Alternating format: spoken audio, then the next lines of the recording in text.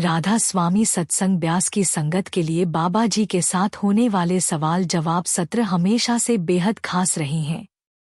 यह सत्र सिर्फ मार्गदर्शन नहीं, बल्कि एक गहरी आध्यात्मिक यात्रा का प्रतीक होते हैं, जहां संगत को अपने संदेह दूर करने और जीवन में सही दिशा पाने का अवसर मिलता है। आज 14 सितंबर को हुए बाबा जी के साथ एक सवाल जवाब सत्र में संगत ने कई ऐसे सवाल पूछे जो हर किसी के मन में आते हैं। बाबा जी ने अपनी सहजता और सादगी के साथ इन सवालों का उत्तर देकर संगत को नई दिशा प्रदान की। सबसे पहला सवाल एक भाई ने किया, जो भावुक होकर बोले, बाबा जी, मुझे इस जन्म में मुक्ति दिला देना। जब वह भाई रोते हुए यह बोले तो बाबा जी ने समझाया, लक्ष्य तो सही है, लेकिन काबिलियत भी होनी चाहिए। जैसे अगर कोई सूरज को एकदम से देखने की कोशिश करे तो उसकी आंखें बंद हो जाती हैं। हमें तैयारी करनी पड़ती है ताकि जब समय आए हम संभाल सकें। इसके बाद एक बहन ने पूछा, बाबा जी, आपकी बेटी ने आज जीत हासिल की है। आज सुबह जब मैं ब्यास आ रही थी तो मेरे पति मुझसे बोले कि तुम्हारी कौन सी बाबा जी से बात होनी है। बाबा जी, आपसे बात हुई, मैं बहुत खुश हूँ। बाबा जी ने हंसते हुए कहा कि बेटियों की तो जीत होनी ही चाहिए। एक और सवाल यह था कि जब कोई व्यक्ति हमसे धन मांगता है और हम उसे देते हैं और वो उनका गलत इस्तेमाल करे तो क्या हमारे कर्म भी प्रभावित होते हैं? बाबा जी ने इसका उत्तर देते हुए कहा, बिल्कुल होते हैं। जब आप किसी के कर्मों में भागीदार बनते हैं तो उसका असर आप पर भी पड़ता है। अगर आप किसी को पानी में पत्थर फेंकते हुए देखते हैं तो छींटे आप पर भी आ सकती हैं। सेवा करते रहें और मालिक पर भरोसा रखें। फिर एक बहन ने पूछा, कंप्लीट सरेंडर कैसे हो? बाबा जी ने इसका बहुत सुंदर उत्तर दिया, जब हमें रूहानियत का पूरा एहसास हो जाए तभी हम पूर्ण समर्पण की स्थिति में होते हैं। इसका मतलब है कि हमें गुरु की बातों पर बिना सवाल उठाए पूर्ण विश्वास करना चाहिए। जैसे अगर गुरु सूरज को देखकर कहें कि चांद बहुत सुंदर है, तो हमें बिना विरोध के इसे स्वीकार करना चाहिए कि हाँ जी, आप सही कह रहे हैं, चांद वाकई बहुत सुंदर लग रहा है। लेकिन हम बोलते हैं कि ये तो पागल हो गया लगता है, चांद को सूरज बता रहा है। तो ऐसे नहीं होता। उसके लिए तो ना सुध रहनी चाहिए और ना बुध, बस गुरु की आज्ञा पर विश्वास होना चाहिए और हमें उसे यथावत पूरा करना चाहिए।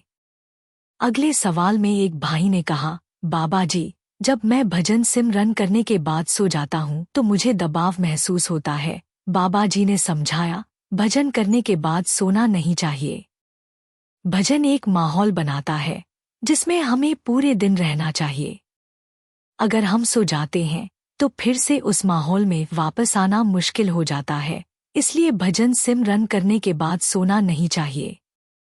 इसके बाद एक बहन ने पूछा, बाबा जी, जब हमारे माता पिता की सेवा की बात आती है तो हमें क्या करना चाहिए? बाबा जी ने समझाया, यह दुनिया का नियम है कि जैसे हमारे माता पिता ने हमारी सेवा की, वैसे ही हमें भी उनकी सेवा करनी चाहिए।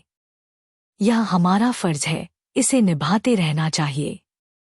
फिर एक भाई ने कहा, बाबा जी, मैं बचपन से सत्संग आ रहा हूँ, लेकिन बीच में कोरोना का समय आया तो मेरा आना कम हो गया, जिसकी वजह से मेरे मन में संदेह पैदा हो गए। इन्हें कैसे दूर करूं? बाबा जी ने उत्तर दिया, संदेह हर किसी के मन में होते हैं।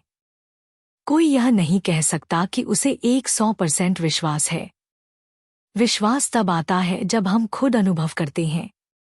इस सत्र में बाबा जी से यह भी पूछा गया कि ज्योतिष जो ग्रह नक्षत्र की बातें बताते हैं, उनसे क्या होता है?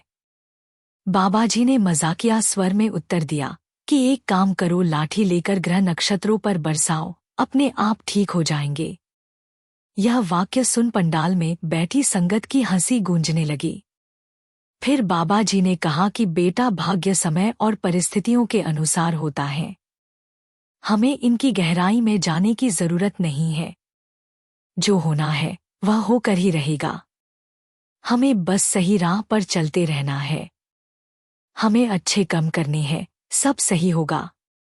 आखिर में बाबा जी से यह भी पूछा गया कि गॉड इज लव का क्या मतलब होता है। बाबा जी ने इसका उत्तर दिया, भगवान का कोई रूप रंग नहीं होता। यह बस एक एहसास है जिसे हम समझ नहीं सकते, केवल महसूस कर सकते हैं। यह सवाल जवाब सत्र संगत के लिए प्रेरणादायक और मार्गदर्शक रहा। बाबा जी ने हर सवाल का उत्तर देकर संगत को जीवन के विभिन्न पहलुओं पर सोचने और सही दिशा में आगे बढ़ने का मार्ग दिखाया। बाबा जी के ये उत्तर संगत के लिए सिर्फ आध्यात्मिक दिशा नहीं, बल्कि एक जीवन जीने की कला सिखाते हैं। यह पूरी वीडियो आपको कैसी लगी, अपनी प्रतिक्रिया हमें कमेंट में ज़रूर बताइएगा। और यह वीडियो अच्छी लगी हो तो इसे कम से कम 10 लोगों के साथ शेयर ज़रूर कीजिएगा। एक बार फिर लौटेंगे एक नई अपडेट के साथ, तब तक के लिए राधा स्वामी जी।